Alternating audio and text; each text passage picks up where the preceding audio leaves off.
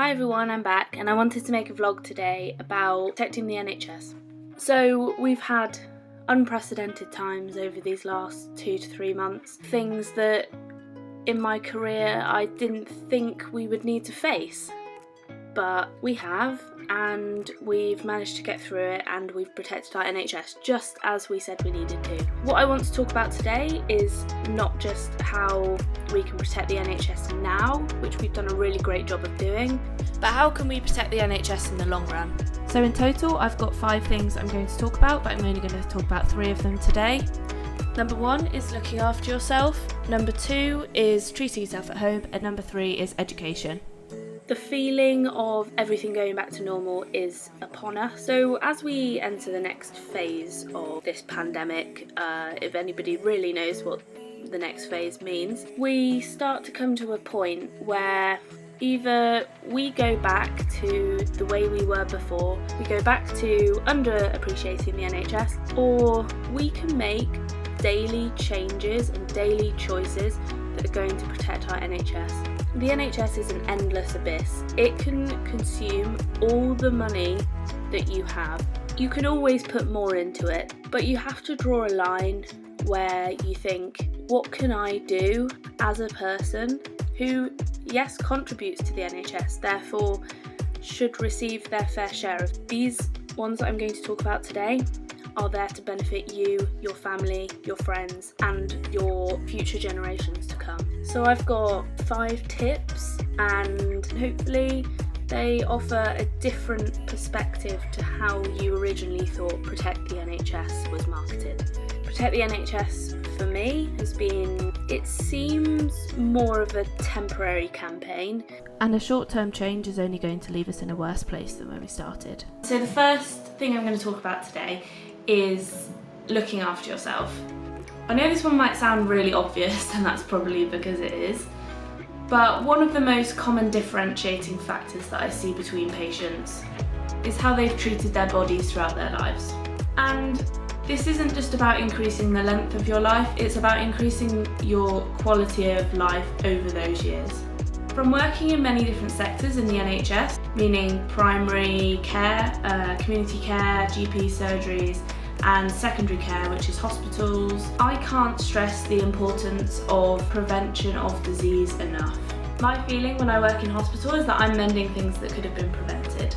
And this is the main reason, amongst many other reasons, why I want to go into primary care, so that I can help people over a long period of time to reduce their likelihood of disease and reducing the impact of the disease on their lives, therefore increasing their quality of life. Other things that are probably really obvious and I don't want to go on about forever are stopping or at least cutting down smoking. This is another really common cause of diseases in our current society, and again, it's easily preventable, and I know there have been a lot of campaigns about reducing smoking and they've done a great deal for our health generally. So another thing is diet. It's well known that people with better diets generally are healthier, and this unfortunately is income related. This is called the inverse care law. The more money you have, the better access you have to healthcare services, and this is the opposite for people who are living in poverty, and unfortunately those are usually the people that need it the most in terms of disease burden. Following on from this, poor diet, and unfortunately at the moment society and the way our brains work are really conducive to eating loads of sugar. I won't go into it in too much detail, but really varied blood sugar levels can eventually over time lead to resistance to insulin, which is a hormone in your body which controls your blood sugar levels, and over time this can lead to you developing type 2 diabetes. So the second one I'm going to talk about is treating yourself at home.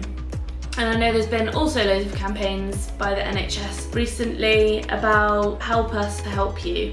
And I'll put some of the campaigns on the screen now. They give examples of in which situations you should contact which service. You I have to think, when you go to the emergency department, think, if I don't go now, will I die? Is my condition life-threatening? The emergency department is, as it says on the tin, it's for emergencies. So if your illness or condition is not going to be life-threatening or result in limb loss, then it's unlikely that you need to go to the emergency department. Obviously, this is not the case in all of the non-life-threatening conditions, and there are some things that need to be checked out earlier. Thankfully, there's been loads of initiatives to try and reduce the emergency department burden, because as people live longer, they are sicker, so there are more people needing to go to the emergency department. Cuts or things that need sewing up. There are minor injury units. You can find your local one on the NHS website, or if you're not sure, you can call 111. They will triage you. They can get you to speak to a nurse or doctor over the phone overnight. We have a local service called Devon Doctors, and you can go in and see them. They're usually a GP out of hours, and it's really useful if it doesn't seem like an emergency but you do need to be seen overnight. Another thing is, consider going to your pharmacy. They are really knowledgeable about medications, and if you ask to speak to the pharmacist, they can tell you whether you do need to go and see a doctor or whether you can speak to them about treating yourself at home. So there are loads of things that we can treat ourselves with that we don't need to go and see a doctor for. This can include hay fever, pain relief, things to treat minor coughs or colds, things like diarrhea, as long as it's not been going on for a long period of time. Throughout my recent practice and considering protecting the NHS, I've been trying to encourage patients more and more to go and purchase their own analgesia, which is pain relief, from the pharmacy. So paracetamol, ibuprofen. Unfortunately, there is a prevention on buying more than 2 packets at a time. Unless they're having it for a prolonged period of time, if it's just a short course, I do really encourage people to go and buy packets of paracetamol over the counter. The last section that I wanted to talk about was education. Long-term habits are made in the earliest years, and children learn from their role models, and these aren't just parents but people who they look up to. Usually this includes people who are older, siblings, celebrities or teachers. As studies have shown that if children's parents smoke, then they're significantly more likely to smoke than those in comparative households. I remember when I was at school and we had Fruit Friday. We got to try loads of different fruits, and this started from the age of 4 or 5 for the youngest students. I was about 10 at the time, but this has really stuck with me, and I remember eating loads of really exotic fruits, and it made it really exciting and something to look forward to. And I think that these are things that should be reinforced at school, but not just at school, it can also be done in the household.